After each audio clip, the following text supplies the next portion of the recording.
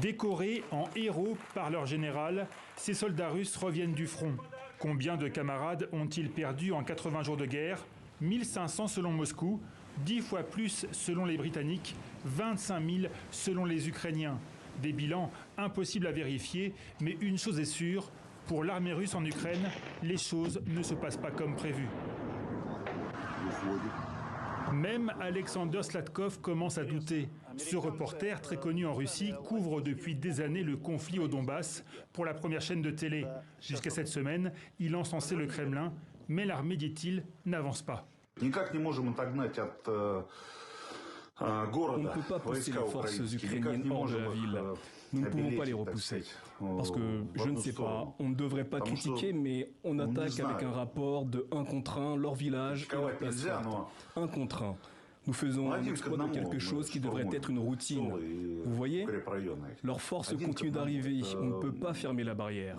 Je comprends que c'est difficile de parler de ça, mais au moins un idiot doit bien dire ces choses. Le reporter va jusqu'à parler d'indécision honteuse dans la chaîne de commandement. L'autre inquiétude qui transparaît ces derniers jours à la télévision russe, c'est le manque d'armes après 2 mois de guerre. Nous ne disposons pas d'armes et d'équipements modernes dans nos réserves. Envoyer des hommes équipés d'armes antiques dans une guerre du XXIe siècle pour combattre les armes de l'OTAN de standard international ne serait pas la bonne chose à faire. Voilà qui rend furieux le propagandiste en chef Vladimir Soloviev. Le présentateur vedette de la chaîne prend à partie ses invités. Il veut des explications. Ils nous disent depuis la ligne de front, donnez-nous des drones. Pourquoi cette camelote ne peut-elle pas être fabriquée en masse en Russie? Tout le monde a honte de parler de ça. C'est une véritable honte. Le pays doit passer à une vraie politique de guerre. Assez de ces singeries ridicules. Un autre expert exige alors que toutes les industries du pays soient réquisitionnées par l'État pour participer à l'effort de guerre.